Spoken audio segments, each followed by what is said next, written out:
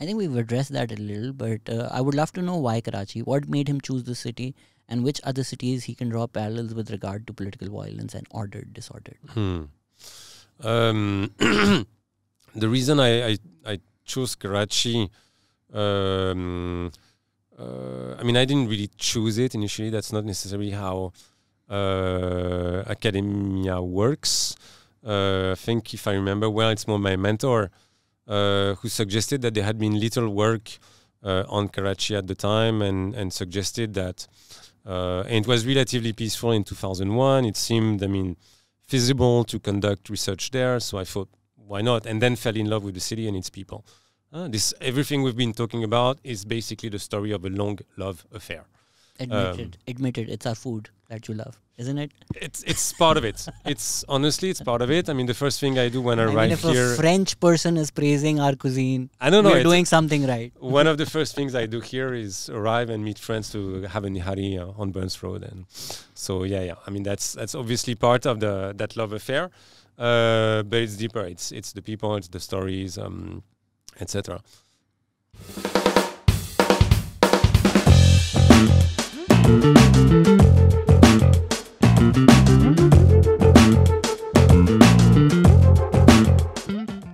Hello and welcome to a very special episode of the Pakistani Experience, because I am going to butcher our guest's name, because I'm going to try and make an effort to say it the right way. Is it Laurent Gayer? Laurent Gayer would work, whatever. What's the English way? It's Laurent Gayer. Yeah, exactly. You've been a researcher at the International Center for Studies at Paris. I'll say the right word for Paris, at least, for the past 20 years. And what we've called you here is your book that many people said is their favorite book of all time is Ordered, Disordered, and the Struggle for the City. You've extensively worked in Karachi and on Karachi, so we're going to find out what you think of Karachi. But first of all, how are you doing, sir? I'm doing great. Thank you for having me here. Je suis français. Moi aussi.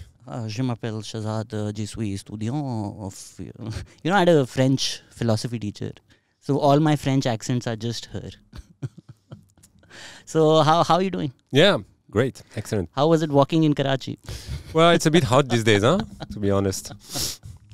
So when you say ordered, disordered, I think a lot of people are under this impression that since you do know Urdu as well, कि Allah चला रहा है बस Pakistan, like it's just disordered for the sake of disordered. But you've managed to find some order in this chaos. So where is that order?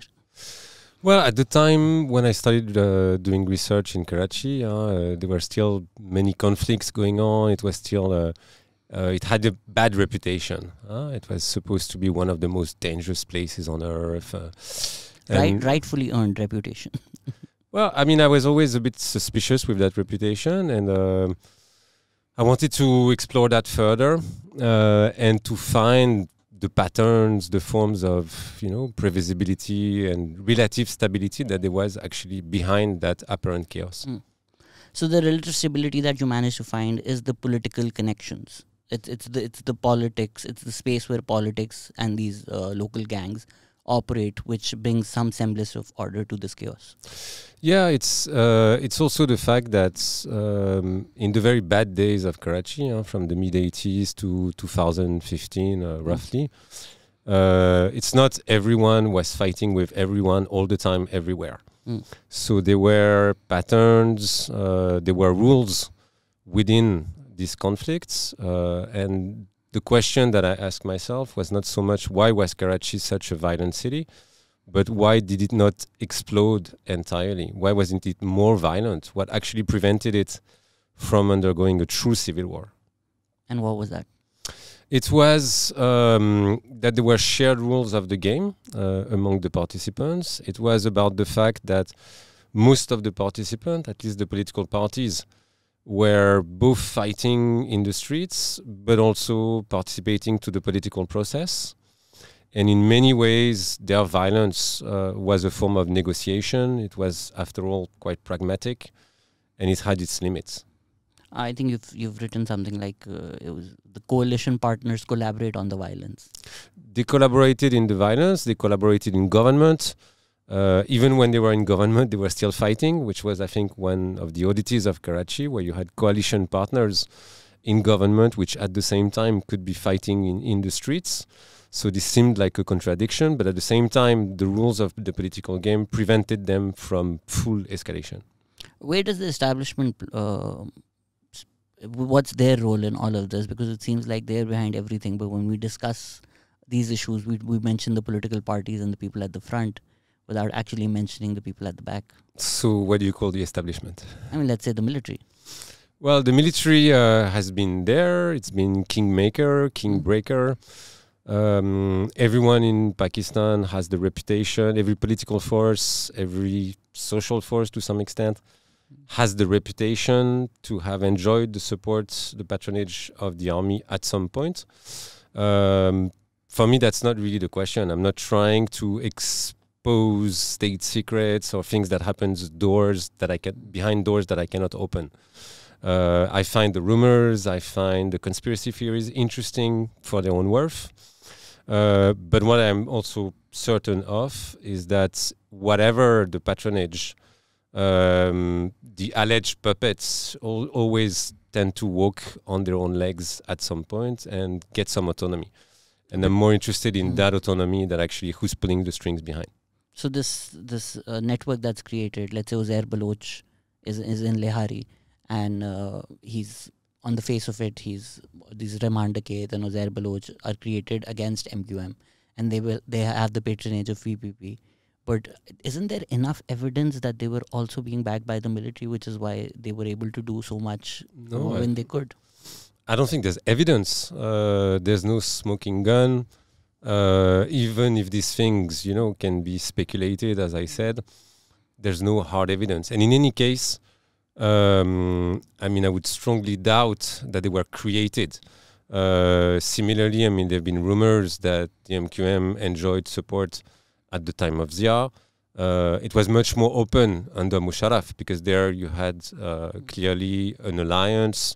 The patronage could be seen. You could see transfers of money through various municipal institutions. So there it became tangible.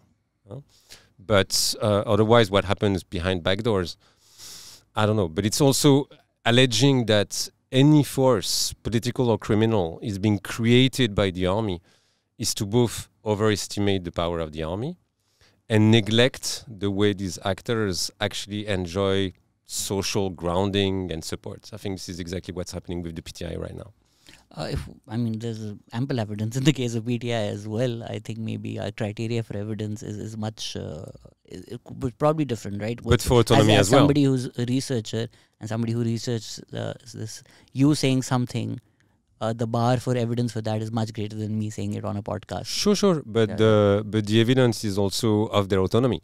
And in any case, and I think we've seen it, it's not specific to Pakistan, but whenever there are games of influence that are being played in the shadows, at the same time, let's not be mesmerized by what's happening in the shadows. Let's also look at the social embedding of these forces into society, but it's much harder to investigate. It takes time. It means actually engaging with people, doing fieldwork, doing investigations, where you can actually see how they're taking roots in society. I think when we warn about overestimating the role of the military, we should also warn about underestimating it, because the negation is also there, right? For instance, even if, let's say in the case of Lashkar-e-Jhangvi, if we don't find that smoking gun connection between the two, but the moment the army wants to do an operation, they can get rid of the entire nexus in a couple of days. The day the military turns against MQM, overnight it seems like the entire operation is over. Till maybe about a week ago, it felt impossible that Karachi would ever get rid of MQM, or at least the terrorist elements in the MQM. But when an operation happens, doesn't that make one wonder that, and I get that this is speculation, it may fall below this evidentiary standard that you require, but it makes you wonder, why couldn't this just happen years ago? Well, they tried. The story of the MQM is interesting in that regard. They tried first the hard way in 1992 and 1994, which were some of the deadliest, bloodiest and dirtiest years in the history of Karachi. It didn't work out. The MQM put out with massive armed resistance. It couldn't be crushed. So obviously the 2013-14 Karachi operation was more successful, but it was a different MQM. I think it had already been weakened down, not so much by the army, but by years of both internal tussles, rivalries with Lyari gangs, with the ANP at some point, with the Taliban. So there are also all these outside factors. And I'm not, I mean, don't misread me. I mean, I'm not saying that the army is not, I think the army is more the non-neutral, the partial empire, that actually mediate the game in a very partial way, in sometimes unpredictable ways. Is there so much unity also within the army itself? I mean, it's hard to say, and I'm not a specialist of the army, so again, I will not speculate on that. But all I'm saying is, for me, as a social scientist, I find the question, how do these political movements, parties sustain themselves through their own, social supports? I find that question more intriguing. I think it's fair to question the micromanagement, like the daily micromanagement. How autonomous are they, or what might have happened 10 years ago? And it doesn't necessarily mean that they're still dictating every single action that happens now. In the 90s, MQM would contend that Hakiki was actually created by the army, but maybe they would contend the opposite of that. If we do go back to Zia, because you mentioned that 1985 is the year that you say Karachi starts changing. 85, right? yeah. So what's so special about 85? Why 85? Why did you select that as a marker? 85, I mean, there's truly one moment. I mean, the death of Bushra Zaidi is so that young Muhajir student who was crushed by a bus, which started, I mean, the deadliest ethnic bout of conflict of that time. I mean, there had been ethnic riots before. There had been linguistic riots between Sindhis and Muhajirs in 72. There were more micro incidents in the early 80s. But Bushra Zaidi is really the woman that changed Karachi through her death. If I may just ask you one thing about this. In retrospect, Bushra Zaidi is seen as that moment. But when it happened, is it true that it wasn't maybe in the moment seen as something as the making of MQM, whereas Jamat-e-Islami was a lot more prominent when it happened? That's true. At that time, I mean, MQM was not the force that it would become in later years. In particular, it didn't have, I mean, the weapon power that it would get later year through its partnership with Sindhi organizations in particular, like Jaya Sindh, paradoxically.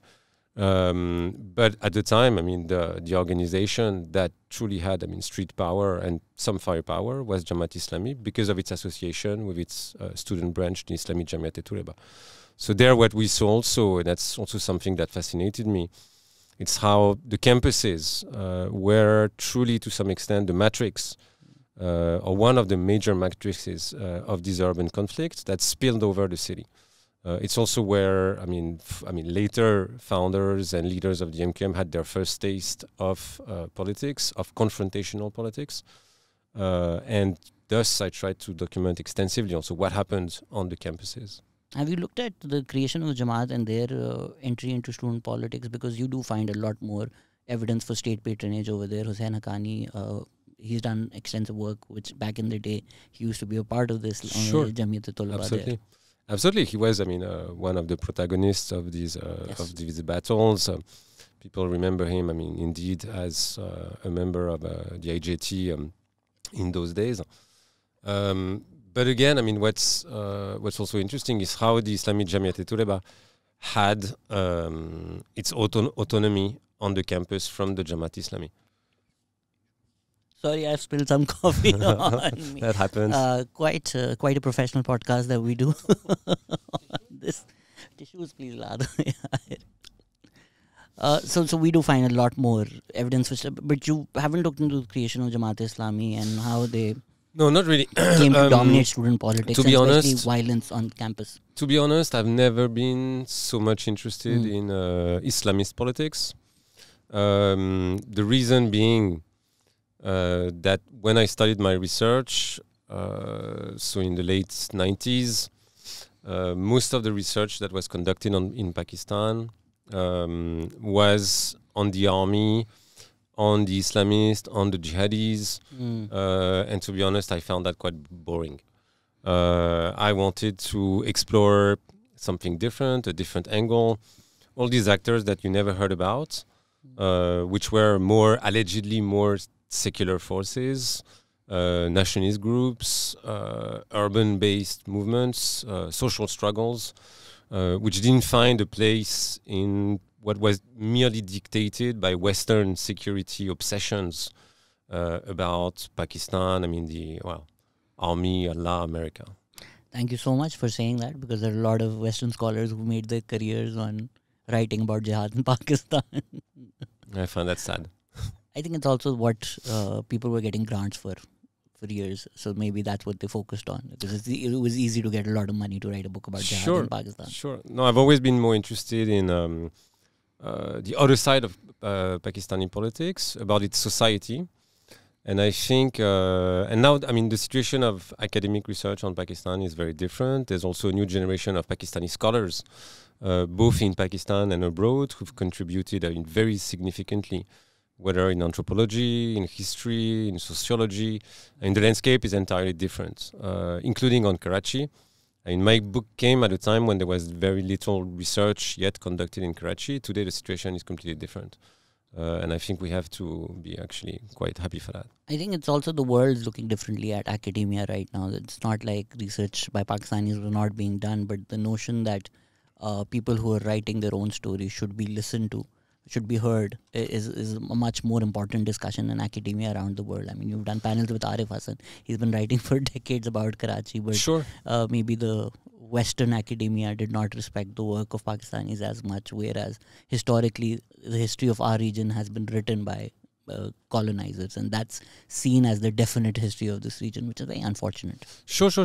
I mean, Arif Hassan has been, one of my mentors, someone, we've been exchanging, having conversation throughout the years. He's been a major inspiration, and I really, send him, a strong tribute here. There would be no Karachi studies without Arif Hassan. I think there should be a statue of Arif Hassan in Karachi. Arif Hassan, the late Asif Farooqi, who we really miss every day. All these people have been mentors for me. These decades of working on Karachi they've been a collective project, basically. At the end, I put the name on the cover, but it was really collective endeavors. I've also had many contributions with friends, either journalists or scholars, which is also something which I find particularly important, which is a way to go also beyond what you're denouncing, which is precisely this tendency of the Global South being written by Global North scholars from the Global North. And I think my own students in Paris are actually very concerned about that. And one of the ways that I have to answer is, have collaborations. Try to, unite your forces with scholars of the Global South. Try to break those barriers. Account for the differences at the same time, because let's be clear, we don't have the same advantages, whether financial. We don't have the same security. It's not the same for me coming from abroad to investigate touchy areas and touchy issues in Karachi, and for scholars being here. These collaborations are also a way to try to overcome these barriers. I do want to go back to 1985, but since we've delved into this discussion, I think Professor Bilal Tanveer, if you're listening, Bilal, thank you. Hello. Please come on the podcast when you're in Karachi. I think he had a pretty pertinent critique of your work, where he said that since you are proficient in Urdu, the sources that you use for your book are in English. Don't you feel you missed out by not looking at a lot more sources in Urdu? I think there are quite a few Urdu sources in the book as well. There is poetry, there is the work, and I don't remember Bilal actually exactly formulating that critique. He had another... No, he's written that in Dawn, the review of your book. About the lack of Urdu sources? Yes.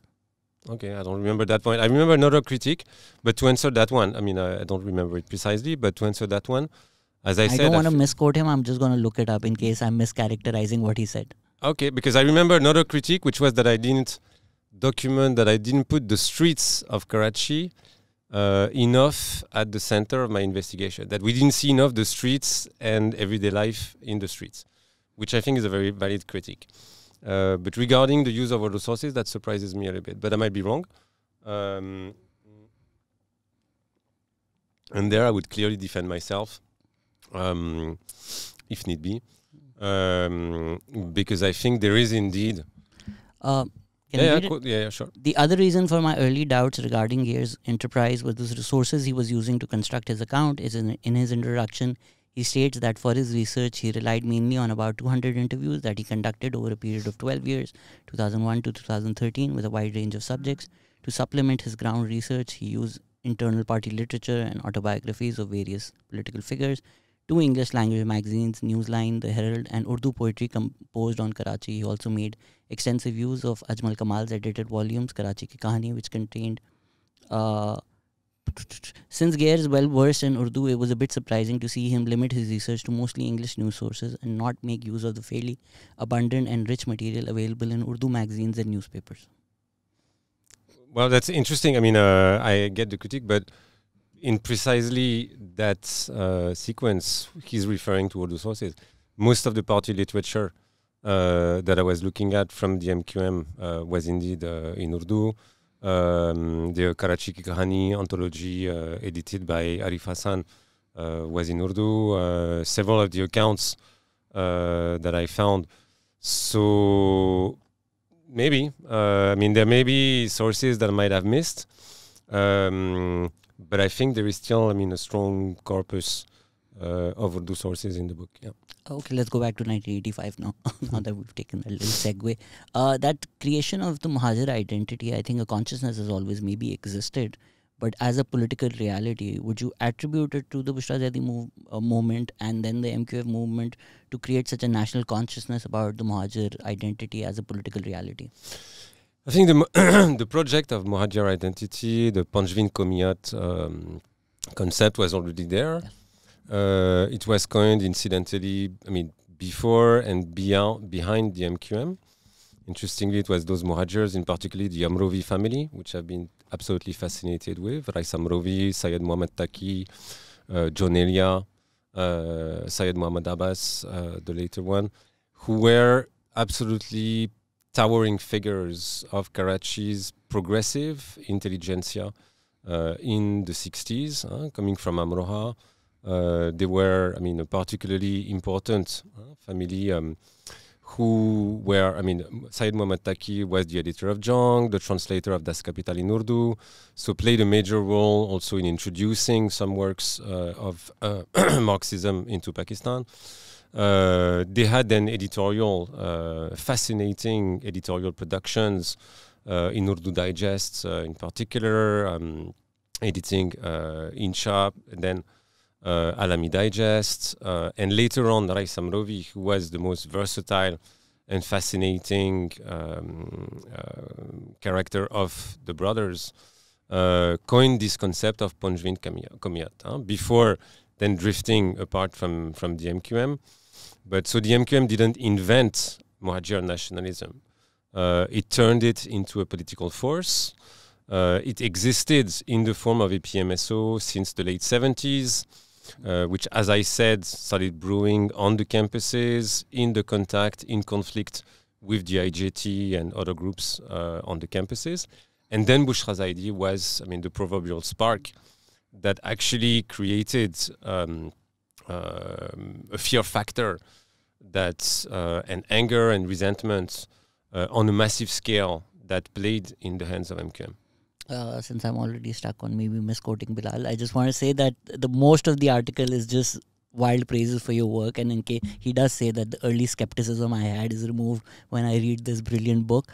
The thing that you're talking criticism is fine. I mean, we need it and engage with it. I love it, of course. No problem.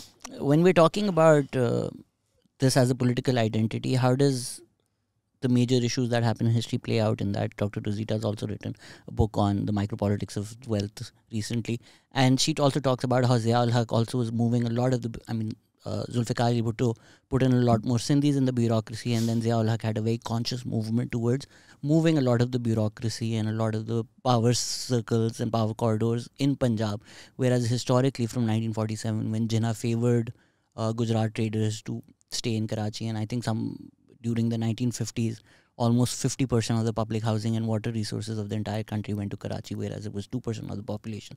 So a lot of the state resources were in Karachi. So do you feel like the Karachi community also felt cheated by, even though a lot of people might argue they were being given an unfair advantage at the creation of Pakistan. But once that was diluted a little, and once a lot of these traders lost a lot of their industries, first in the war in Bangladesh, all the factories that they had there, then during the nationalization project, did that also play a role into them realizing that now we need to have a political awakening and need to be a political force as well, because we feel like the hold that we've had on Pakistan is somehow we're losing that? I think there are several questions here at the same time. Indeed, the Muhajirs, I mean, it's always problematic to put everyone into under one category.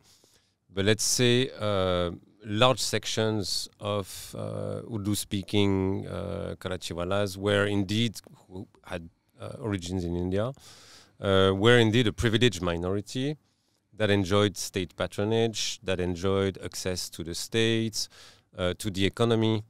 Although, I mean, initially, would you consider, for instance, Memon industrialist Muhajirs? That has always been a tricky issue. Why would you not? Because so Farooq Sattar, for instance, I mean, they would be making the bridge, but the Memons have always retained, I mean, some distance.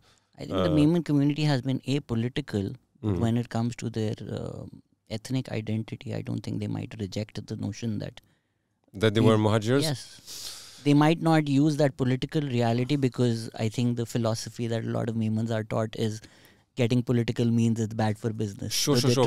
All I mean to say is that they didn't embrace the Muhajir identity and its political project, as openly as, let's say, North Indian Urdu-speaking not the Muhajirs. Political reality, but maybe the cultural reality. Would you say that it's also important that a lot of the Memons maybe come from the Gujarati-speaking community, so they might not have that affinity for Urdu that some other Urdu-speaking Muhajirs might? Absolutely, and precisely some of these Memon industrialists who arrived and set up their industries in the late 50s, early 60s, were initially struggling to adjust with the realities, both linguistic and social, of Karachi. They felt, even if some of them had already opened up branches in Karachi in the 1930s, so Karachi was not entirely, new for their business ventures, but many of them actually struggled to find a place in that society. They struggled with Urdu. So clearly that explains that they were not the driving force within the MQM. So interestingly, and that's what Altaf Hussain relates in his autobiography, another Urdu source precisely that I used in the book. Eat your heart out, Bilal. Eat your heart out. They're going to have probably more coming up. More drives at you on the way. I'm not done yet. So clearly, I mean, when there's one really interesting bit in his autobiography, Safari Zindagi, if I remember, where he suggests that when they went for Chanda, asking for money from industrialists to actually start setting up APMSO, all these big time, these Bhara Admi, just chased them away and refused to donate any money. I think Altaf Hussain personally retained some resentment for this capitalist class from then on. He had a grudge against these big industrialists who refused to support his project. So it's not every migrant from India that embraced the project. Let's also remember that when these guys turned out, they were literally nothing. They were, small guys with very little backup. They really struggled. There was that. I mean, Altaf even went to the US. Allegedly was a taxi driver for some time. So the project didn't really pick up. It's not merely, even if some sections of Urdu speakers were alienated by the reforms of the bureaucracy of Bhutto and later of Zia, it means they had good reasons in a way to be frustrated, but those reasons were not enough initially to actually help build the MQM. It was years also of struggle and transformations of the city. I think it's a fair caveat to say that when the elite families receive state patronage, I think attributing that to the entire community, just because 22 families are super rich and own factories, that doesn't give you any reason to demean a Muhajir on the streets who's struggling to find a job. He's not reflective of that community, or a tiny minority that is rich is maybe not reflective of the community. I do want to go back into this, but I have an interesting research question since you have extensive work. When you read a politician's autobiography, it's written for a purpose. It's written to elevate their status, to sort of rewrite history in a way where there's the hero. So as a researcher, how do you read an autobiography, and how do you source that as a historical record, knowing that a lot of what is said might be fictional? That's a great question. That's what I do. Well, I think fiction, politics is all about fictions and imagination. So I'm not merely looking for hard facts. I'm also looking for justifications. And then what I find the most interesting and fascinating in any autobiography are the little petty details of everyday life or of myth making. In the case of Altaf Hussain, for instance, there is this myth about his Honda, his bike that he had. That object, that fetish of the party, which encapsulated his modest, humble origins. At the same time, their mobility, the fact that he had to commute between Azizabad and university. I think that object and the few paragraphs that there is in the book about that Honda actually stayed in my mind. So it's that kind, for me, when I read an autobiography, when there's one paragraph like that, this is it. I found, a piece of gold. It's those little material details also. There's a friend of mine, Ali Abdullah, who does stand-up comedy, who has a great bit on the City 70 bike as a Muhajir identity. I think you will really enjoy that. I love that. Yeah. A lot of times comics stumble upon the hard realities which maybe other people can't observe. No, absolutely. And especially considering that bikes became, beyond the fetish that they became in the legend and the myth-making around Altaf Hussain and the early student years of the APMSO, you could write a story of Karachi through a story of motorbikes. Also as the embodiment of fear, danger, and terror that they became as these engines of speed and death, carrying target killers across the city. From the very 85 riots, there is also this obsession about these dangerous classes on motorbikes, spreading havoc and death all across the city, and taking advantage of all these commuters in heavier, slower cars stuck in traffic. So the bike is also the tactical advantage, of the lumpen, of the youth, of the dangerous classes. Do you remember the scene in Godfather where Michael Corleone's son is being baptized? I don't remember the scene. It's this brilliant scene which is juxtaposed where his son is being baptized and he's taking that pledge to be away from Satan, and then Coppola does this brilliant thing which is juxtaposed with Michael giving the orders to kill everybody else. So you see scenes of other mob mobsters getting killed while Michael Corleone is taking that pledge to be away from Satan. Somehow imagine, or at least in the folklore, that's how Altaf Hussain is presented, that he managed to take control of MQM by getting rid of all the other leaders. And obviously they portrayed them as martyrs. But there's a lot of speculation within the MQM as well. That was, I think Mustafa Kamal came out and outright said it recently, that it was Altaf Hussain who got the other MQM leaders killed to take control of the party. Do you have a view on all of this? Not really. As I said, what happens behind back doors and conspiracy theories. I enjoy them as fiction. I enjoy them for storytelling. I enjoy them, and I find them interesting when I see that people actually believe them. But I'm not really interested to know if they are true or not. Who killed Imran Farouk? Well, the whodunit has never been something that interested me since the death of Liaquat Ali Khan. I mean, it's also a boring question in Pakistan because usually the who is the same in all of these cases. The who remains the same, and it's us who can't name the who in this scenario. The speech of Altaf Hussain, where he said that give up your books and take up weapons, I think that's quoted a lot. MQM, especially I think Farooq Sattar in the time that he's been defending Altaf Hussain, would say that it's overplayed, this notion that speech caused the Muhajir community to turn violence. What's your take on that speech and that entire movement? Was there a cultural consciousness or a political consciousness that was deliberately delivered to make sure that now it's the time to take up arms? Okay, to understand that speech and that call to arms more generally, I think you have to understand, the context of the city and the way the Muhajirs represented themselves. In a city where they felt embattled, surrounded by hostile forces which looked down upon them because they came from a non-martial race. Because those cliches of colonial ethnography and governmentality have been deeply ingrained also in the collective psyche and the psyche of the protagonist of the battles for the city.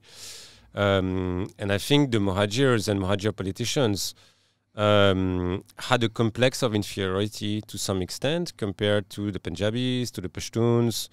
And this call to arms was also a call to resistance, to get tougher, to be more manly. It had a strongly masculinist dimension, to resist these allegedly better fed, stronger, more sexually active Punjabis and Pashtuns.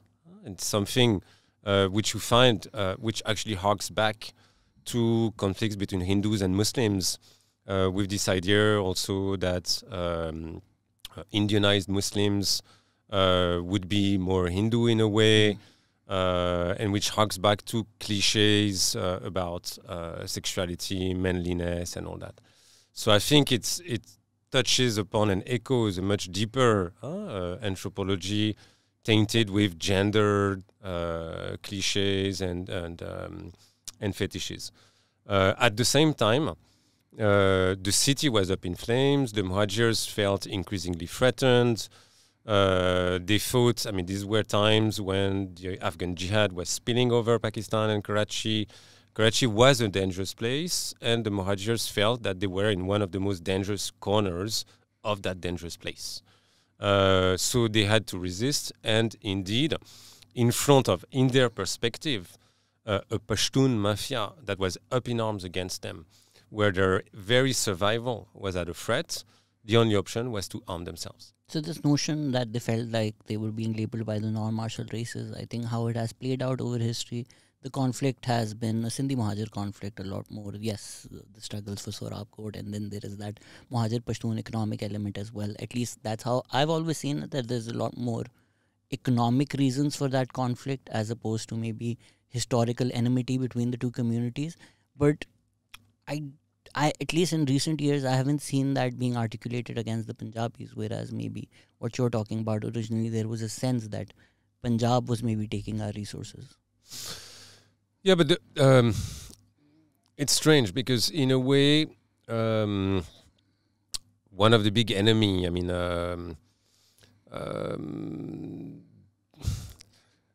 for the MQM was Punjab and the Punjabis. But it remained a rather abstract force. In a way, the Punjabis, as actual people on the ground, were not so much part of the equation in Karachi. It wasn't an electoral reality. It was neither an electoral nor a military reality. The military reality, the military threat confronting, initially Muhajirs, even before they turned to electoral politics, was truly what they called the Pashtun drugs and arms mafia. That's why initially they armed themselves to resist that existential threat over the very survival of the Muhajir nation. It's only and the Punjabis, were nowhere in the picture in that regard. Punjab was just the name and the figure of oppression and exploitation. I think the reason I also mentioned electoral reality is even when PMLN ordered the operations against MQM, the articulation was against Sindhis and PPP a lot more than the PMLN. I haven't actually seen MQM publicly go after PMLN or to run campaigns against PMLN, even though they were the ones ordering the operations. Yeah, it's also, I mean, as I said, probably because the PMLN was not part of the political, Yes. I mean, a serious political contender in Karachi, but also because they might have had reason to doubt that this operation was entirely of Nawaz Sharif making. I mean, obviously, the operation was actually conducted by the army. I think it was a GHQ-made project. And that was the same thing in the 2000s as well. Yep. What's your idea? What's your at least opinion or thoughts about the economic notion that the Pashtoon-Muhajir conflict was actually born out of economic anxiety more than just the drugs or an ethnic element? It's also that, okay, these people were being brought in or at least coming in and they were taking our jobs. Not really, because they were not taking Muhajir jobs. There's never really been competition between Pashtun and Muhajirs. They're not competing in the same economic niche, in particular for government jobs. Pashtuns were never much into the bureaucracy, at least in Sindh. So I think initially the conflict between, later on, I mean, what you're hinting at is, I mean, more recent developments of the conflict over the resources of Karachi, but that's a more later development in the 2000s, and even more in the the end of the decade, with the growing numbers also of Pashtun IDPs arriving from the northwest into Karachi.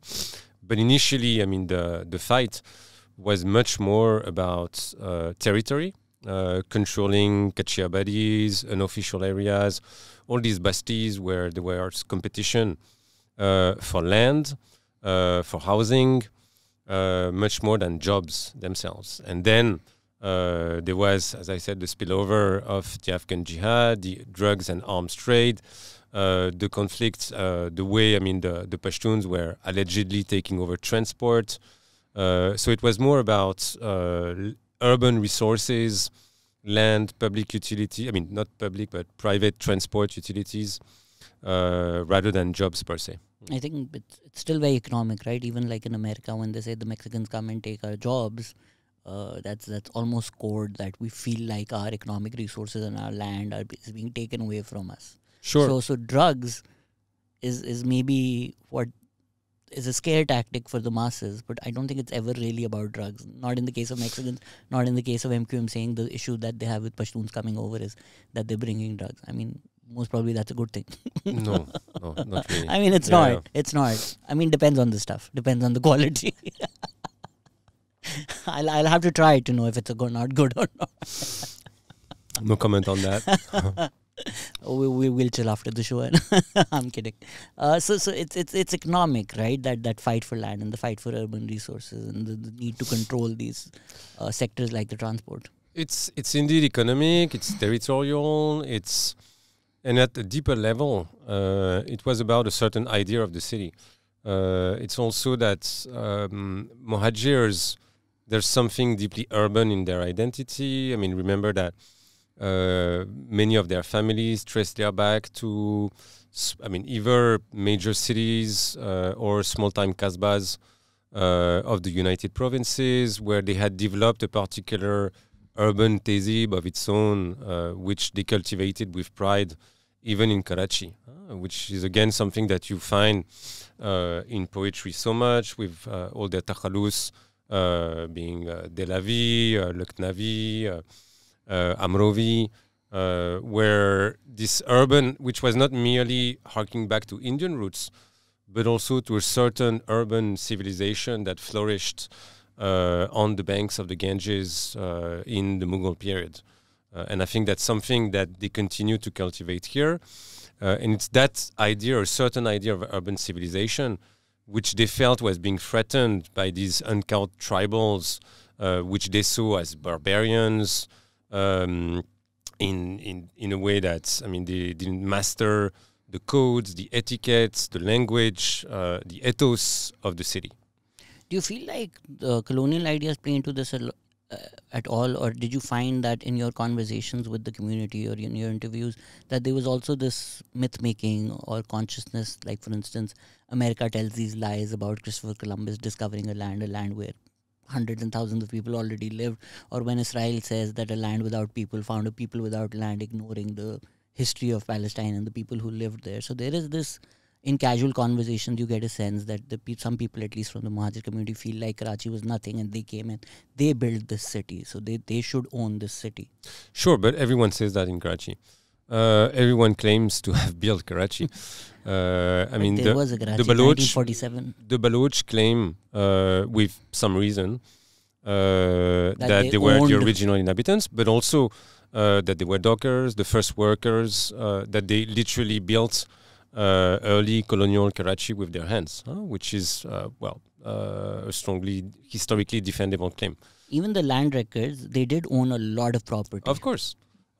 But I say in terms of building the city, it fascinates me to see in a very material dimension that you have this claim from the Baloch in Lyari. I mean, that's integral to their identity. The Pashtuns would say the same thing. They would say that after partition, especially from the late 50s, early 60s, many of them being workers, they actually built buildings, they built industries, they were one major working force in the industries, in textile in particular. And then the Muhajirs would claim that they built the city, its spirit, its greatness, which is all attributed to themselves. I think it's only the Sindhis who have, a much more, at least until recently, distant relationship with Karachi, or maybe I'm mistaken and I've missed something. It doesn't seem to me that they have such a strong claim over actually building and designing the city. You should sit with Sindhis and talk about separating Karachi. Then you'll see then you'll see their emotional reaction. I think even when we talk about Sindhis, we tend to ignore the Parsis and the Hindu community, thousands of whom were forced to evacuate. So they do also deserve a lot of credit for building the Karachi that it was. But because now we've become such a Muslim-dominated society, we can't really openly talk about that. But a lot of what the urban Karachi or places like Clifton that you see, it's the Hindu and the Parsi community. Sure. We should thank for that. No, absolutely. And I think now we limit the discussion to the great, ethnic groups that have been consolidated over past decades. But obviously, the history of Karachi is much richer than that. It's Parsis, it's Jews, it's Christian Goans. Today, it's Bengalis, Rohingyas, Africans. I think, all these, communities which are less visible. Many of whom are actually waiting for their historians to tell their tale.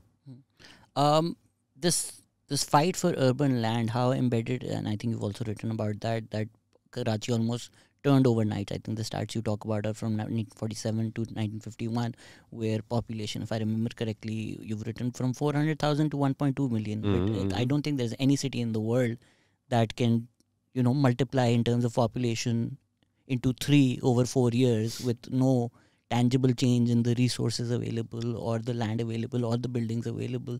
So this issue, which has now become ethnic, which has now become sectarian, how embedded is that in 1947, where, to be very fair, the city simply did not have the resources to take in the people that it did?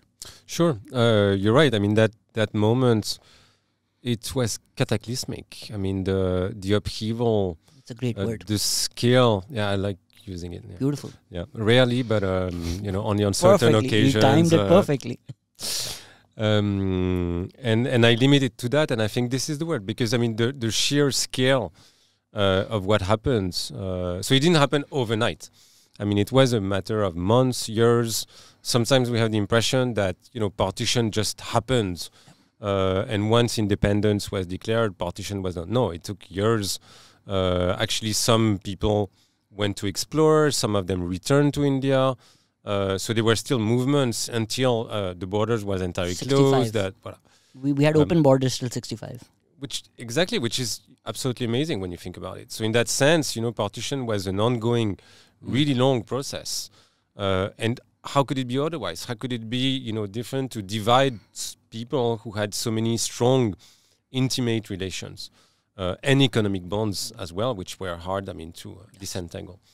Quaid-e-Azam did not sell his own house in Mumbai. He kept it. You see? So precisely, even if the Quaid-e-Azam himself, retained, and I think everyone, who moved from India retained a part of his heart, and thoughts, and memories, and friends, and lovers in India. How could you, break away? That's probably the greatest reason for a breakup ever. I have to leave. Why are you leaving? That's a different country. If anybody was looking for an excuse for a breakup in 1947, partition was a godsend for him. Yeah. Well, you could settle a lot of issues, by just, moving the other way. It's not you, it's Radcliffe. It's not me, it's not you, it's Radcliffe. And I need to leave. But, to go back to what you were saying, what's fascinating is indeed the city was not ready to take that. Karachi was a mid-level city, a trading post at the crossroads of many roads. It was and remains in so many ways a cousin of Bombay, but not of the same scale, at least at the time. In a way, Karachi never fully recovered from the sheer scale of that migration. It overflowed. Its infrastructure, couldn't keep up. And I think many of the problems, it's always problematic to identify one root cause, but I think partition and the upheaval of partition, what it did to the city, the way it disrupted what was that city, what is a major and ongoing, reason for so many of the difficulties that Karachi has been undergoing. Another myth that you challenge is this notion that Karachi was very harmonious between the different communities and it's only the ethnic riots which destroyed that harmony. But in my conversation, do you know Ali Osman Kasmi is a great historian? He had this great anecdote. I believe it was him who said that historians love to find, anytime there's a conversation, they're like, no, people think this happened in 1970, but I found a book which said there was an instance in 1950 as well. Yeah, so when you say that that's a myth, but that's also the lived reality of hundreds and thousands of people that you speak to Karachi who grew up in the 70s who claim that Karachi was harmonious and things did worsen. So when we find instances of violence before that, are we highlighting them too much or are we weighing them too much over the lived reality of thousands of people who talk about how harmonious Karachi was? Times were always better before. Everyone knows that. Everyone believes that. Everyone, even the gangs, even the gangsters were always better before. They were men of honor. Today, they're just, grotesque, copies of mafia dons. So you hear that all the time. The good old times, everything was better before. So I'm suspicious with that kind of narration. Whatever the topic and the assessment is being made regarding ethnic relations in Karachi or anywhere, I think coexistence, not only between ethnic groups, but between social groups, I think there's no peaceful coexistence anywhere. I think society is infused with conflict. I think conflict actually infuses society with energy, urgency, risk, and excitement. And for me, conflict is a positive force. It's creative. It avoids stability in the wrong sense of the term. It disorders, society in a good and dynamic way. The only question is how to avoid, everyday frictions, collisions, to escalate into something detrimental to the possibility of living together. So that's actually what my argument is. It's not to say that there has always been ethnic conflicts, that these communities cannot live together, that there's been hatred going on forever. No, I'm saying because they live together, and actually conflict can only happen because they live side by side. If there is no contact, there is no conflict.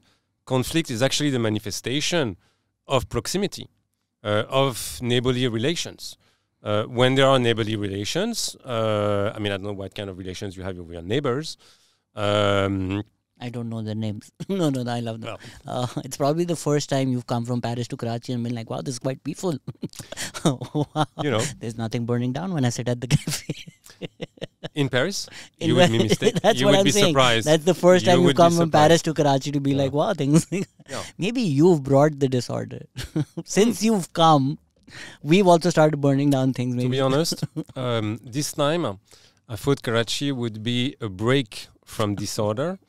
We've been experiencing disorder, violent conflicts, cities on flame for the past 3 months in France, and I thought Karachi was going to be a break away from that, from flames and tear gas. And well, I've been disappointed in that regard. What makes the French so good at protesting? We love it. We learn it very early. Where it's a bit like drinking wine. We start around 7, 8. We have a taste, a culture for it. The steak will be partnered great with a red fire. We enjoy. I mean, the difference is, so far we burn garbage dumpsters, a few cars here and there. And an investment bank? Banks, we smash windows of banks, but we rarely have the time to set them on fire. Not that we don't have the will for that, but actually, no. More seriously, that brings me to a point, which is, I've always been interested in Karachi, but not Karachi as an exotic name for hell on earth. Karachi, for me, is the name of something larger. All my work has been comparative in scope. So what I'm investigating in Karachi, I think makes sense to understand other cities of the Global South, but also, and that's increasingly what I'm trying to do, to understand also the way the Global North and to disorder the Global North, which is why, we're just joking about what happened in France and protests and fires and riots in France, which has been, our common lot for the past 3 months. But many of the things that I've been learning in Karachi about the way people have been learning to cope with everyday disturbances is actually helping me a lot to understand what has been happening in Paris. And I think one of the things that I've been trying to do for my work is to de-exoticize Karachi, try to show that actually it's not, the chaotic city that it is. I hate the negative use of anarchy to describe disorder. I think anarchy is actually a creative, imaginative political project that we have to defend. So I'd never use that term. But chaotic. And Karachi was always presented at the time when I started working on it as this, epitomization of a chaotic city. Thus the idea that I had that to bring back order into it. But now I want to use Karachi also to introduce disorder into the way we think about European cities, trying to build bridges and trying to use also everything I learned from Karachi to provincialize Europe, to use Dipesh Chakrabarty's expression, which I think is the next step of comparison, which is not to project, our fantasies and norms on the Global South from the West, but also to use everything we've learned from working in the Global South with friends from the Global South to, understand, the metropolis in the Global North. It's interesting what lens we put on what's a conflict and what's a war depends on how people are looking at it. And I thought it was really, if I remember correctly, Iran put out a statement when January 6th happened in the US and said, we asked for all political parties to remain calm. I think it was tongue-in-cheek, but it was quite funny because that's look who's talking, yeah. But that's what the US would have done if it happened in any other country. Maybe this is my ignorance, but from the outside, as somebody who's not well versed in the history of France, it seems like the protests in France are not as partisan as maybe the protests that we see in Pakistan, which are normally associated with a single political party. Am I right to say that? That's true. The main difference, which brings me, to another topic I've been particularly interested more recently over the past few years, after I completed that book. From a French point of view, one of the great enigmas and surprises in Pakistan at large is the absence of trade unions as major political forces. and more largely of let's say, institutions beyond political parties which have a capacity for mobilization around social issues, to push for public service, the welfare state, and thus to organize also protest. I think there is a great potential for dissent, for revolt in Pakistan. There's always been. There used to be a trade union movement. That movement was crushed with various tools. Yes. Coercion, but not only. I mean, law and lawfare was the way it was used by army generals in particular from Ayub Khan's time played a great role as well. And farmers in Punjab have repeatedly been fired at by the military. I mean, the Kara Farms incident is, the evidence is all there. Yeah, but I think, the disappearance, and that's, going back to your question, one of the major differences, our protests in France are led, organized by the unions. And we follow the unions. We sometimes go in front, we go on the side, but the unions remain a major force of political mobilization. Here, indeed, it's political parties which have, are they parties, are they movements? There is also that ambiguity which was embedded in the history of the MQM. Was it the party? Was it the Tehreek? I think, the recurring also reference to, the Tehreek, whether it's the MQM, whether it's the PTI, carries particularly well that ambiguity. The fact that these political parties have tried also to fill in the absence of trade unions, the absence of social movements as, mass organizations mobilizing the people on also around protesting identity. I think that's also what infuses them with a particular tension. As somebody who looks at all this, you also feel like having a more singular point of agenda is an important thing to look at while determining the success of the protest. Because if I've read this correctly, the France protests are specifically about the retirement age. The farmers' protests, which were successful in India, they were very specific about a law and what they wanted changed. So you could tangibly look at the success. Whereas maybe when we get political protests in Pakistan, they're more to do with people and individuals over any singular point of agenda. How do you mark the success of an MQM protest? Because there is no criteria. Regarding the success, it's always really hard to... that's a really tough question to assess the success of a movement or a party. But more largely, I think when protests, it's the case, whether it's the current protest against the reform of pension laws in France or the farmers' movement that you were referring to in India, I think we shouldn't stop at the alleged grievances of protesters. And especially their initial grievances. First of all, you do not, as movements drag on, as was the case in the Indian farmers' movement, which was a really long movement, the grievances can change in the course of the movement. I think it's really important to understand that political mobilizations, social mobilizations, have what we scholars call a performative dimension. They create new demands, new aspirations on their own in motion.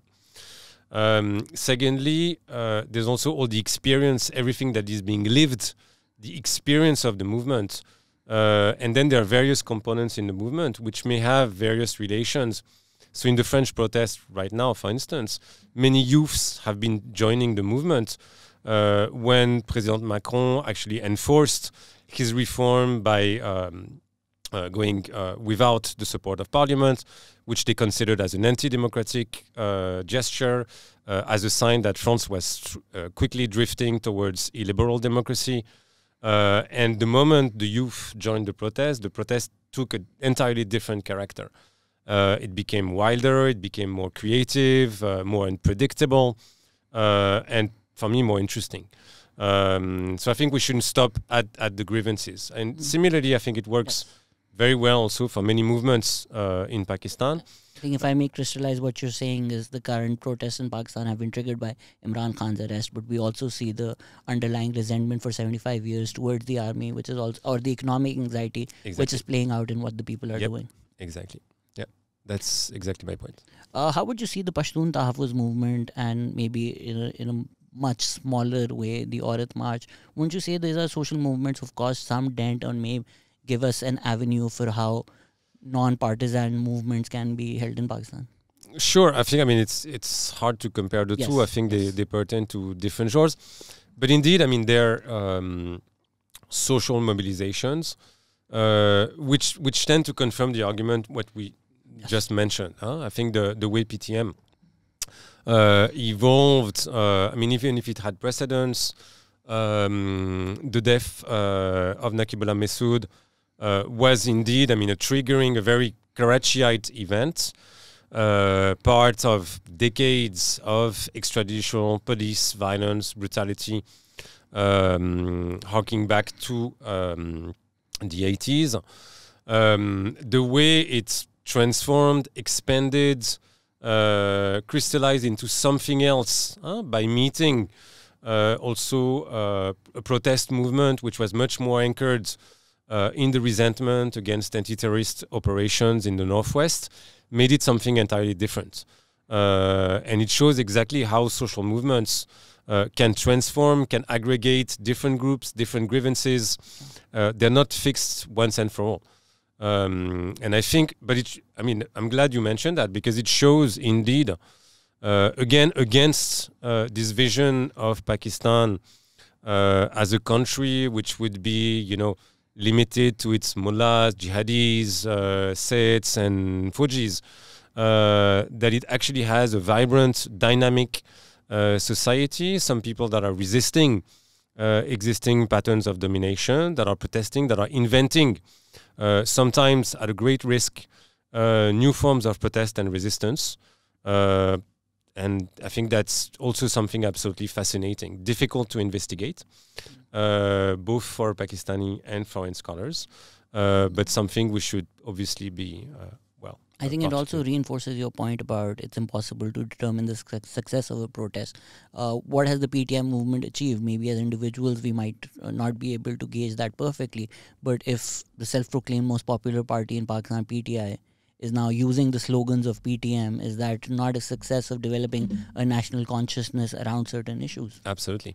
And I found that particularly striking. It's indeed, slogans, indeed, that resentment against the military, which has been traveling in a very unpredictable, surprising way between PTM and the PTI. Despite very different constituencies, even if there's also a strong, Pashtun core constituency in the PTI itself. But you're right. These ideas, slogans, tactics circulate. They're part also. There is a collective intelligence of protesting. There's something that struck me. I witnessed the protest on Sharai Faisal the other day. What struck me is the way, for instance, some of the protesters would be using those cones for circulation, putting plastic bottles in a typical jugaad kind of petrol bombs. No, the cones you use, for traffic. For traffic, traffic cones to stop tear gas. Which is a tactic that was popularized in Hong Kong during the 2019 movement. And I saw some of the protesters carrying actually some of these cones, putting plastic bottles at the top and using it to put down tear gas pallets. I asked them if they knew that this was popularized in Hong Kong. They had no idea about that, but these tactics circulate across borders. I think there is this protest, what's happening in Pakistan right now, what's happening in France right now. This protest, I think there is also a global moment of protest, of insurgent tactics and moods, which is part of a global mood. Once again, Pakistan is not an aberration. It's not an exception. It's part of much more global phenomenon. And I think that's also in that way that we have to engage with more global dynamics that are not merely the dynamics of imperialism and domination. I think PTM might articulate it with a lot more clarity when they talk about the murder of Naqibullah Masood, and they have a general protest against the way they've been treated by the military, and they'll talk about Rao Anwar's links with the military.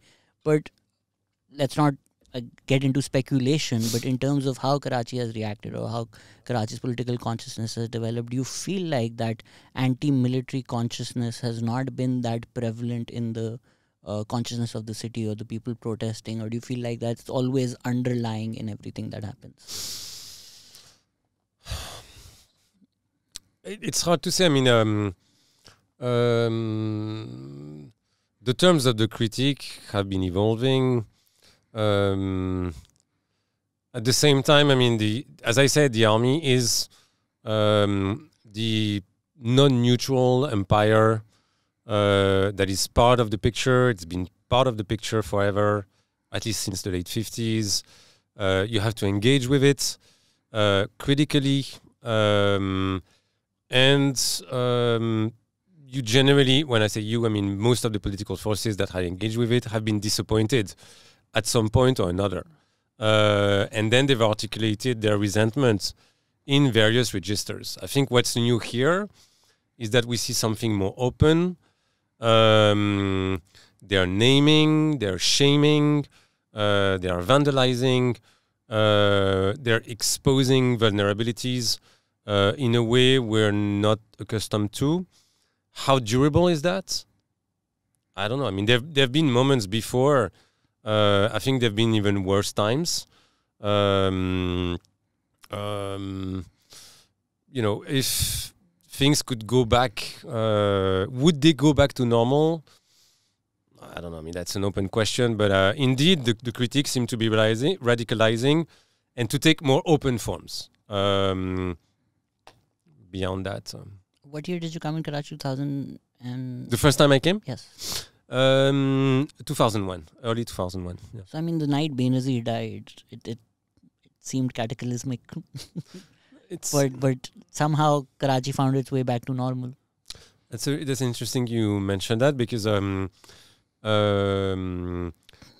of my next book projects is actually revisiting that particular night in Karachi and, and the days that followed. No, I wasn't here. I wasn't here, but I remember that day quite clearly. I mean, I remember interacting with friends who were absolutely both devastated and extremely scared. I mean, that moment interests me also. I mean, I think it was a watershed. I think it was a defining moment. Also, I think the moment the death of Benazir was announced on TV, people knew she had been hurt in Pindi. People feared that she could pass away. But the moment I think her death was announced on TV was one, at least as far as I know, one of the few events in Karachi ever that united everyone, in the sense that everyone reacted to that event. There was a mass reaction. In a city so fragmented, divided by conflicts and petty hatreds, that moment spread fear all across the city, all across groups. I mean, I have one anecdote by a friend who was at the dentist that night, who was extracted a tooth. He was still under anesthesia. When the news came out, everyone left the room and left him in the chair. And he said, ever since, I'm scared to go back to the dentist. I think, that's quite telling. It was really run for your life. And that moment, then what happened later on, which was described to me, I think in quite an evocative comparison by one of my friends as The Purge, as like in the movie, the possibility that suddenly everything becomes possible, that the bad guys are being given a free rein. And I think there hasn't been such an event of such a massive scale in the history of Karachi. And strangely enough, it's hardly been researched. I've never read an academic paper on it. There's never been a book about it. It's that moment that redefined everyone's lives. Everyone knows where he or she was at that very moment. Everyone keeps... I mean, I don't know if you would confirm that, but... I mean, there was this news recently that this girl in America walked through an active shooting zone with noise-cancelling headphones on, and she had no idea. That was me when it happened. I was ice skating. This is ice skating. I was ice skating in this rink in Karachi, and then I got out like half an hour later, and everybody's running, and I was like, what happened? And then I found out what happened, and then I had to drop a friend as well because we had all gone together. Then I got into my car, and I realized I was out of fuel. So I went to a petrol station, and then people came and pointed guns at all of us. And we had to leave that. Then we got on the road, and then we saw cars burning, and I had to dodge them and then somehow find my way home with seeing multiple guns, seeing multiple mobs. I don't know how many times my life was at risk that night. And then my sister was somewhere else. So in the middle of the night, I went with my father to pick her up, and there were burned buses on the road. So I saw all of that. But I'm also quite curious about how people react based on their own party affinities, whereas maybe right now PTI supporters are a lot more sympathetic to what is happening, but they would maybe label what happened that night as people who are terrorists. And what we were talking about, the unconscious reasons why people do it. I think there was a consciousness around the country that Benazir was running a movement against the military, and she had named who she had named. So maybe that was also a factor, that resentment existed. And it was not just Karachi, it was across Pakistan. I don't think we've ever seen such an organic reaction across Pakistan. And I'm always criticized for this, but I do respect Zardari for having a saner mind when saying, calm down. Yeah. Because in that moment, had he said, burn everything down, they killed Benazir, I can't even imagine how bad things would have been. Not to condone or, support what happened. Obviously, private property was burned. It's unacceptable. My friend's car was burned down. Sure. And my life was at risk. I had guns pointed.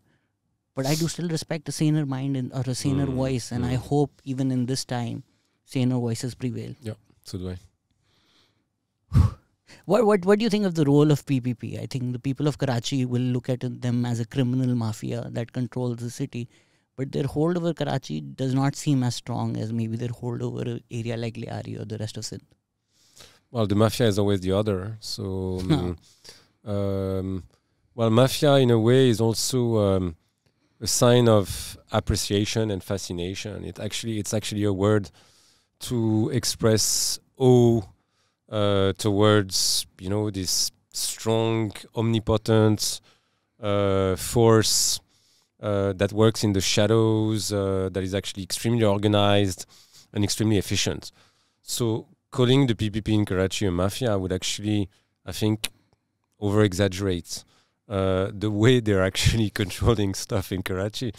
I think they shouldn't take it badly, actually. I think that would be a form of recognition, which I think they don't deserve because they're actually not a major protagonist. I mean, historically, they haven't been a major protagonist in the politics of Karachi. This might be changing slowly. One of the major changes has been their role, the transformation of recruitment in the police, the way, in particular, the PPP has pushed for the recruitment on more and more Sindhi officers in the police, which I think has greatly changed power balances and equations in the city. Now, does the PPP have a strong stake in Karachi? Is it actually interested in governing the city? I'm not certain. But let's see. I mean, that's going to be an interesting question for the years to come. Why would you underplay their role? Because I think the people, if you talk to a common person on the street, in their minds, the main protagonist is PPP, and they're the main ones to blame for all the ills of Karachi. Sorry? If you talk to a person on the street, maybe for them, and again, this is complete conjecture, but from the sense that I get, that the main protagonist in people's mind or the people of Karachi is PPP, and they're the main villain in this story. So why would you say they're not the main protagonist? Or what are they getting wrong? What they're getting wrong is, I think they've never been seriously concerned with governing Karachi as a whole, with making Karachi their turf. because their electoral stakes are elsewhere. So in that sense, they don't have such a strong constituency here. And Karachi is a burden. Yes, it's resources, but it's also an administrative, a political burden, a quagmire. So why they would burden themselves with it? But again, I mean that might change. There's a new generation of leaders. There's a political vacuum to be filled. So why not? So currently, indeed, I mean the PPP is also the name of everything that's going wrong, and obviously, I mean you need a scapegoat to blame. I don't think PPP is to blame for everything that goes wrong in Karachi, but that's a different story. Doesn't matter. People of Karachi have already labelled you a jala for saying that in this moment. In terms of the ordered disordered, I had Murtaza Mahab on this chair as well, and he was talking about how Karachi is I think he mentioned that 70% of Karachi is Kent or federally controlled, or is not even in the control of the provincial government. So how much do we blame the provincial government when the city has been divided up into these Kents? I mean, I was surprised to know that Gulstan-e-Johar is actually Faisal Kent. Is not even within the confines of the government. Sure. I mean, it's the issue of land. It's the issue also of various authorities over various institutions. I mean, I remember at a point meeting Nasrin Jalil at the KMC. There was one road accident in Karachi. She was hardly capable, of coordinating, the interventions of various government agencies, because who was under whose authority? I mean, it's a complete mess. It's also the problem with police. Who does the police answer to in Karachi? I mean, the answer to that question would vary, from the political equations of the time. Who does the police answer to right now when there's a riot in the streets of Karachi? I mean, this is an open question. I think the answer is not very clear. I'm not even sure the police themselves would know how to answer that question clearly. And I think that's the major problem also of that city. It's a city divided in its management, in its governance, in its institutions. And there's no end to that, at least in the near future. Do you feel there's an element of deliberately making it such so that the penny doesn't fall at any one particular department or person? Going back to the conspiracy theories? Okay. No, I mean, again, I don't think Do you think politics, it's the Illuminati? Well, I don't think politics works with evil geniuses gathering in a room. Why attribute to malice what you can attribute to stupidity? Exactly. And I think stupidity, contingencies, mishaps, just terrible blunders are actually what makes societies move much more than great evil plans. There's this notion that's oft repeated in Karachi, and I think it does irk me a little when people say nobody really owns Karachi, which I don't understand what they exactly mean by that. To be a citizen of the city doesn't mean that's my responsibility to clean up the beach or to clean up the streets. I mean, this is what I pay my taxes for. This is what institutions should do. Do you feel like it's also a cop-out by politicians to be like, no, it's actually the fault of everyone in Karachi that Karachi is this way?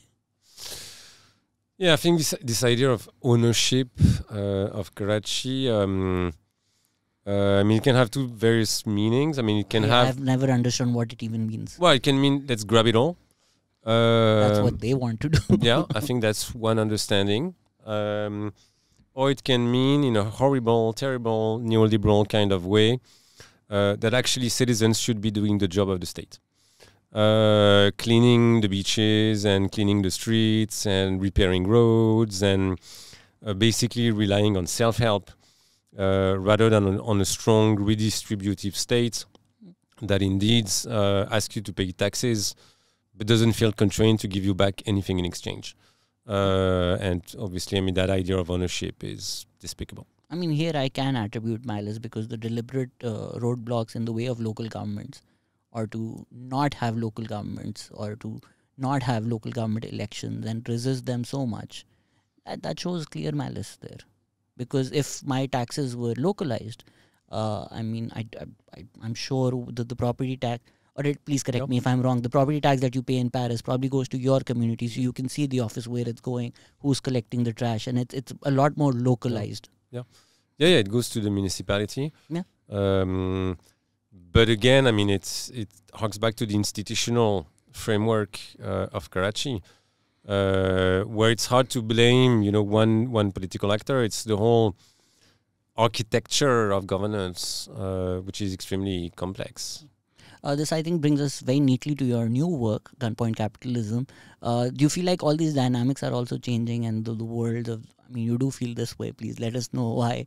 They're also changing with this real estate mafia and the existence of Bahria town, where this new corporate elite maybe is a lot more stronger than the old school that we looked at as mafia, the mafia elite. No, I mean, so I haven't really looked at Bahria town, but what I try to document, so in the new forthcoming book, Gunpoint Capitalism, is more the way industrial capitalism, particularly in the textile industry, since its very beginning in the late 50s, has been using specialists of violence and coercion, dadas, gundas, later on party workers, police, rangers, to enforce discipline within the factories and in surrounding labor colonies. What I show there, and I think in a way Bahria town reproduces and makes those forms of violence, domination, exploitation, and dispossession more visible. The problem is that very few people have paid attention to the factory world in Karachi. Let's remember, I was saying Karachi is a cousin to Bombay in so many ways. Indeed, all these patterns of control, as I was investigating, the history of industrial capitalism in Karachi from the late 50s onwards, I realized that the Seths who came from Bombay, who came from Gujarat, often brought their dadas from Bombay, who sometimes were Pashtun migrants from Dir and other places in the frontier who had migrated to Bombay in the 1930s. And they brought those patterns of control specific to Bombay industry into Karachi. Strangely enough, all that history has been lost. It's hardly been studied. There's one great book, incidentally, by Zafar Shahid on the textile industry in Karachi in the 70s and 80s. That's it. There's hardly, compared to India, for instance, there's for a very long time, there hasn't been much labor history in Pakistan. And this is really picking up with people like Ali Raza, Anousheh Malik, who've really been, bringing back an interest for the history of labor, of the working classes and their struggles. But there is not one single book on the history of the textile industry from a historical perspective, for instance. You wrote an article about Pakistani sweatshops as well. Would you say that the way sweatshops are run here were also like cousin to Dhaka, which there's a lot more literature and research on? Maybe the factory explosion brought a lot more attention to it. But I see similar patterns in Karachi and Pakistan that nobody really talks about. Sure, there's a pattern of exploitation. There's that buzzword of sweatshop. The problem with that buzzword is that it was the headline of your article. No. And actually, you don't always choose. You don't always choose the titles of articles, especially.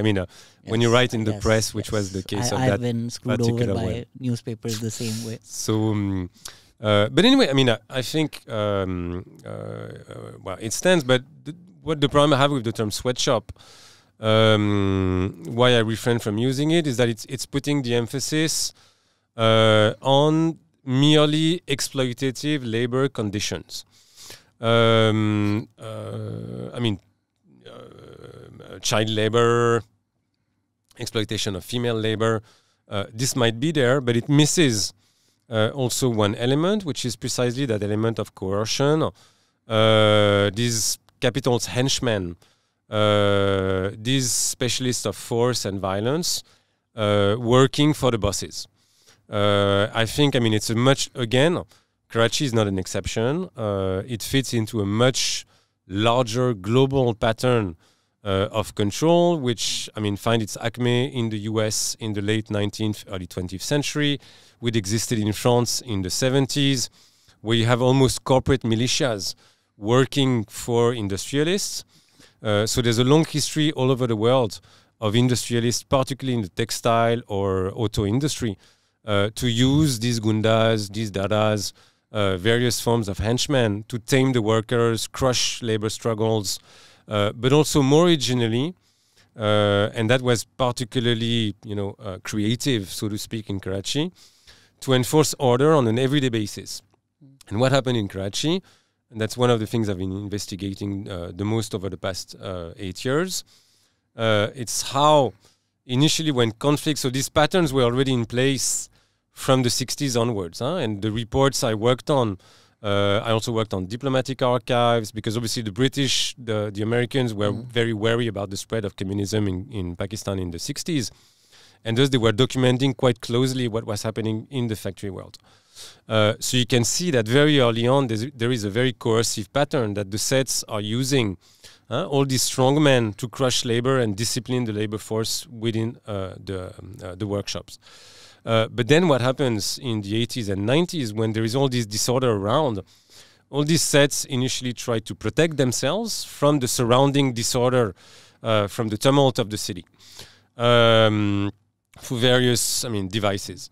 But then they understand that actually they can also build and capitalize on that disorder by striking deals with political parties, with gundas, with gangs, and then fertile collaborative relations start developing between these industrialists and these seemingly disorderly forces. When you draw these comparisons from around the world, Pakistan may not be an exception when it comes to the entire world itself, but in terms of juxtaposing us with some of the maybe developed economies in the world, whereas the courts and the law tends to stand with the people, whereas in Pakistan we find that the state patronage and political patronage, and in a lot of cases legalized patronage, whether it comes in the forms of subsidies or exceptions or protection from the law as well, is a lot more blatant. So yes, but it's not that obvious. I tend to agree with you. But one of my other major sources for that book has been the awards of labor courts from the 1950s. And when you investigate the awards of these labor courts, you see that all across their history, the judgments are not always predictable. The judges are not always on the sides of industrialists, of big men. They sometimes do give reason and justice to ordinary workers, which is why workers, and when you go to labor courts in Karachi, why there are big queues of workers actually expecting, even after years of delay, a judgment in their favor, because these judgments happen. So in that sense, I don't think it's a one-side story. But I might question how many cases of exploitation actually make it to the labor courts.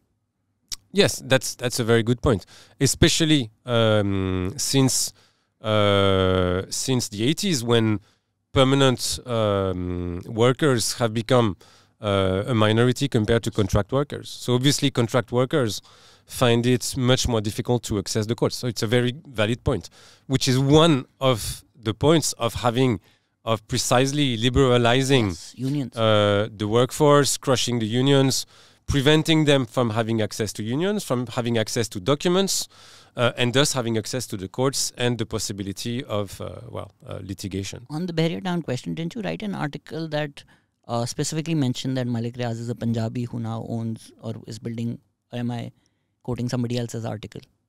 Possibly, yeah. Okay, maybe I'm getting that wrong. There are also questions by people, but since we have a lot of people in India also tuning into our podcast right now, you've also talked about Delhi.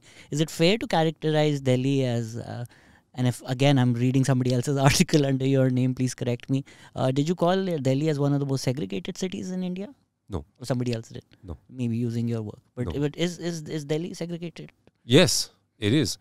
It is like many. I mean, I worked. This is probably a reference to an edited volume that I co-edited with Christophe Jaffrelot on Muslims in Indian cities. I read an article on it. I haven't read the volume. Uh-huh. Yes. So, and the volume, I mean, it's a collection of monographs of various Muslim mohallas across India. Delhi is not the most segregated city. I mean, the most segregated city would be in the most communally sensitive areas of the country, or in the states which have been under BJP rule for the longer time, Ahmedabad being a case in point.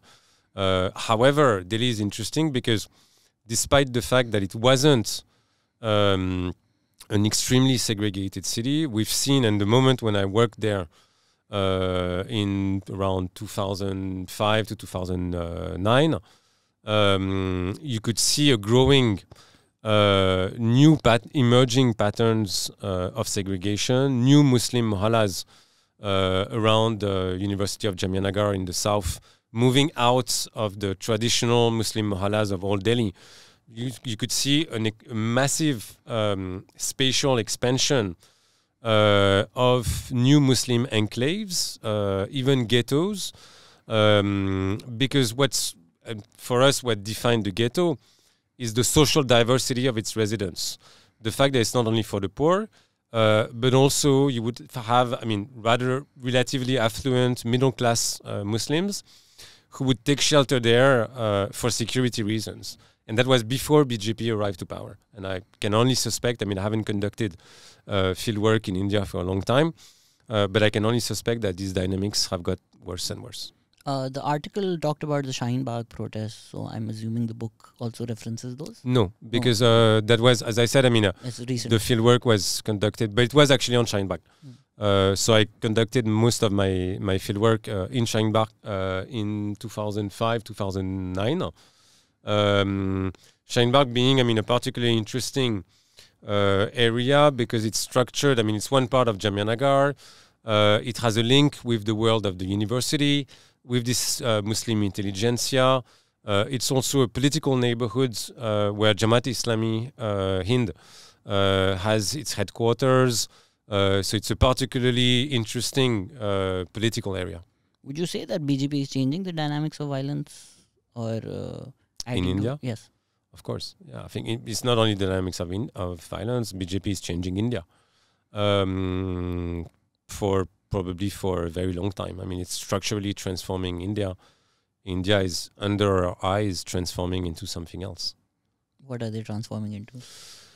Into what, for instance, my colleague Christophe Jaffredois was referring to, called an ethnic democracy, which has, the appearance of a democracy, essentially an electoral democracy, whose only last democratic attribute is the fact that off and on people go back to the urns to elect their representatives, but which has lost all the other elements of actual democracies, including the rule of law, including counterpowers, including a proper policy, common citizenship regime, all united now under one predominant community and religion, which has a project to transform and reform the country in its image. Would you say that state sovereignty being much stronger in India than Pakistan, they'd be able to withstand? That the state of, sorry? The state sovereignty, not sovereign in the terms of nationhood, but in terms of how much state legislation is allowed in India is a lot stronger than provincial powers in Pakistan. Do you feel like that might be able to withstand the center? No. I think this is potentially going to change. I think this is one of the objectives of the BJP, which is to reform the constitution bit by bit.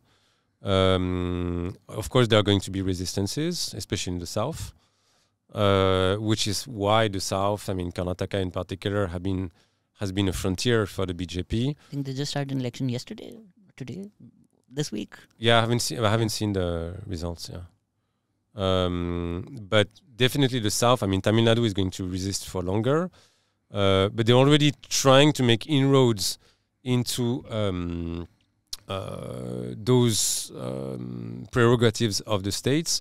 The police being one. The dream. It's not merely the dream. One of the political projects of the BJP is to have a uniform national police force, which would be more amenable to control and influence by the BJP. increasingly the police force, at least under BJP command, is acting as a party militia, siding with vigilantes, enforcing the program of the BJP. I think the point of the BJP is to generalize that pattern of police control and to use increasingly the police at a national level as the strong arm of the party. But more generally, the point of the BJP, we've seen it in Kashmir, but it's a larger project, is to unify. At the same time, it's a nation-building project, as misplaced as it might seem. There is also an element, a genuine element of nationalism and consolidation and an obsession for unity and coherence, which in a country as diverse and prone to fragmentation as India can be understandable. The problem is that project of unification operates on the basis of exclusion and discrimination. I think genocide is a word that's thrown around maybe a lot more, but let's talk about systematic oppression. It comes, usually it seems hypocritical for a Pakistani to say something like this because we've constitutionalized oppression against certain communities. But do you feel like in India, are we already seeing or will we see oppression against communities which is systematic in nature, or maybe a lot more systematic than it has been in the past? Yeah, I think we have to be careful with the word genocide, which is also at least originally a legal category, which is prone to various conflicts of interpretation and implementation. So I wouldn't use that term. But answering your question about discrimination, exclusion, we've reached. I don't think there is any question about that anymore. I think the question is the scope, the importance, the novelty is the systematization of that with state power. We saw it with the reform. The attempt of reforming. Citizenship laws prior to COVID, and so the point of BJP is indeed to exclude, maybe not. To exclude Muslims entirely from citizenship, but definitely to make them second-class citizens. And in any case, to reduce full-time citizenship to those who have the chance to enjoy the favors of the ruling party. Hindutva academics, I was watching this podcast with J. Deepak Beer Biceps. He would argue that CAA does nothing against Indian Muslims. It's something to reduce immigration from Bangladesh and Pakistan, because Bangladesh and Pakistan have historically not been friends of India, whereas Muslims in India do not suffer at the hands of CAA. At least that's an argument he would make. Sure, but Bangladeshis is just a code word in many parts of India for Muslims. I think it also raises the question mark, right? If you don't have the right paperwork, then the assumption is that if you're Muslim and you don't have the right paperwork of where you were born. Yes, but it's how dispossession works anywhere in the world, It's how indigenous populations in the Amazons are being dispossessed by Brazilian industrialists and corporate interests. It's the way Adivasis have been dispossessed in India. In societies where precisely the oppressive, obsessive domination through paperwork, where government by paper, to use Matthew Hull's formula, where government by paper is not the norm, it's very easy to trick and exploit and dispossess those who don't have the right papers. Varun Grover, another Indian comedian, that's my tribe, had this great saying about Kagaz nahi dikhaunga. I don't know if you saw that. That was, I think, at the Shine Bagh protests as well. When people on the internet say something like this, it seems like a hyperbole. But would you say that the secular democracy that we've seen India to be is now converting or being converted into a Hindutva nation? Not yet, but that's the project. Yeah, I don't think this is controversial to say that. The BJP is clear about that. They are very outspoken.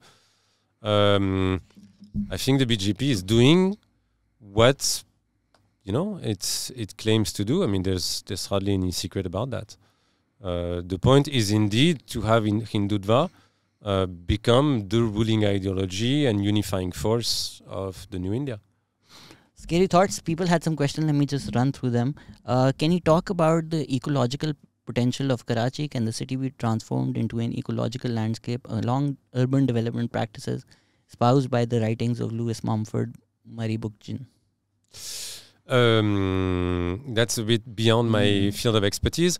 But I think here, here I'd like to mention, I haven't talked about them yet, but the extraordinary work which is being done around Noshin Anwar and her team at the Karachi Urban Lab. And they've been particularly interested in ecological transformations, risks, and the transformation of what they call thermal culture. The way, cities are being affected, transformed, threatened by climate change. And so I would recommend, your auditor to... Are you in touch with Marvi Mazhar? Yeah, we know each other. I think she said something great. She said the best development for Karachi will be no development. If I come to power, it'll be like khatam, bas. Development sabse pehle khatam karo. I salute her. And these neoliberal ideas that the idea of progress is more tall buildings. I think of course, no, and I think, but even earlier, even before development sounded like a neoliberal buzzword, it was an authoritarian motto. The way Karachi was developed, and I think here of the work, for instance, of Marcus de Chazelle, who worked on the history of the very notion of development in Pakistan in the 50s and 60s, epitomized by, for instance, the designing and construction of the Korangi project with the help of Doxiadis architects, was a deeply authoritarian project that wrought havoc over the city. So I think definitely we have to do with away with development. Even right now, I think the Asian Development Bank has pulled out of the Malir Expressway because of the impact it's going to have on the Malir River. And AWP has done some great work in bringing attention to that. But I think indeed, that's something we haven't touched upon yet. And that honestly, it's a self-criticism here. I haven't paid enough attention to environmental issues, to ecological transformations. That's something that I left. It would have taken, several more years to investigate. But the ecological footprints of all these industries, the potential for ecological conflicts in Karachi. These are, and I really encourage. If there are, young scholars looking for subjects listening to us, to really go and dig in that direction. I think this is obviously, a hugely essential topic to investigate for the future. If you come here 3 months from now, half of this area will be underwater. What are the impacts of DHA Phase 8? Can a Pakistani even research that? I'm not sure. Big question for the future. Yeah. Can large metropolitan cities self-organize in similar ways to other anti-systematic movements, spaces that usually exist in the periphery of the world system, or is it an impossible task? Usaid Said, बहुत मुश्किल सवाल पूछे हैं. Well, it's that idea about insurgent urbanity, self-organization. In a way, I find that fascinating. I like the idea of autonomy, bordering on the idea of anarchy, of libertarian spaces, if they are progressive spaces. At the same time, I think we should be careful with the way we use these words, the way we understand and conceptualize and struggle for these projects, so not to turn them into neoliberal initiatives, precisely, doing what the states should actually do and enforce by enforcing its responsibilities. I think we've addressed that a little, but I would love to know why Karachi, what made him choose the city, and which other cities he can draw parallels with regard to political violence and ordered disorder.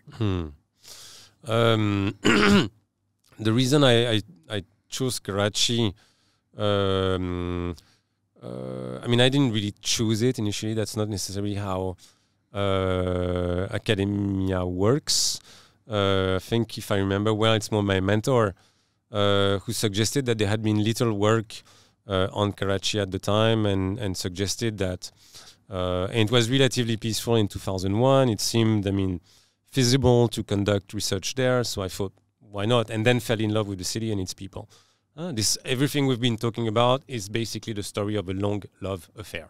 Admitted, it's our food that you love, isn't it? It's part of it. It's part of it. The first thing I do when I arrive here... If a French person is praising our cuisine, I don't know, we're doing something right. One of the first things I do here is arrive and meet friends to have a nihari on Burns Road. And so, that's obviously part of that love affair. But it's deeper. It's the people, it's the stories. etc. With the collapse of the MQM over the past decade, what does the balance of power look like in Karachi? What is the structure of political and street influence now, and what implications does that have for Karachiites? Tough questions. I mean, especially since I haven't really investigated party politics in recent years. I think the balance is more now between diverse weakened forces.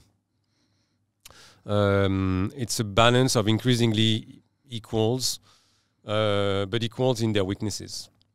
So there's no hegemon like there was at the time of the MQM. I don't think, as we said, I don't think PPP is clearly filling the void or even interested to fill the void.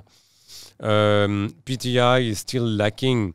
I mean, definitely has support, but I think it's still lacking a strong party machinery, which would actually embed it in the life of the city, especially in localities, the way MQM was embedded into it through its sector and units across the city. So scenarios are open. Brilliant, absolutely brilliant. We'd love to have you here whenever you're back in town. Most likely it'll be when your new book is out. So can we get a teaser? What's the new book about? So the the one after Gunpoint Capitalism? No, Gunpoint Capitalism. So Gunpoint Capitalism, as I said, I mean, it's a follow-up to the first one. I mean, in my wildest dreams, I'm thinking that I'm actually writing a Karachi trilogy, a bit like, well, The Godfather in a way. But obviously, I mean, with no comparison. The Lyari. But the first volume would be on political order and disorder, how the city sustained itself and a form of political order sustained itself through violence. The second, Gunpoint Capitalism, is how the economy, especially the industrial economy around textile in particular, sustained itself despite all this uncertainty, violence, and disorder.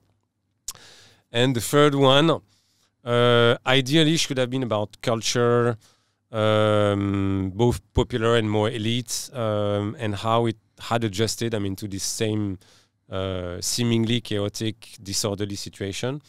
I don't think it's going to be that. It's going to be a more experimental take on the 2007 riots that I mentioned.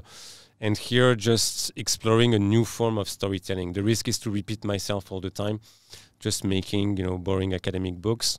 So I'm now dying to get some fresh air. Hopefully the fourth one will be that love letter to Karachi that you feel. We're going to make a TikTok out of this trilogy and put the Godfather theme behind. Thank you so much, sir. And thank you everybody listening. Thank you, everyone. Bye-bye. Thank you very much for having me.